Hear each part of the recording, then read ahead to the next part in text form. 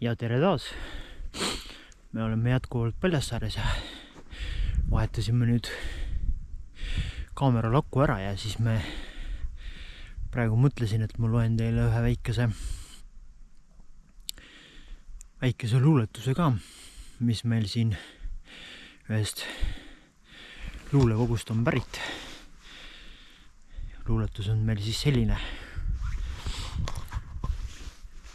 Talvel lund ei ole ju vähe. Aga kui tunned, et kurk ja hääl on sul kähe ja välja sa ikkagi lähed, siis pane soe müts ka pähe.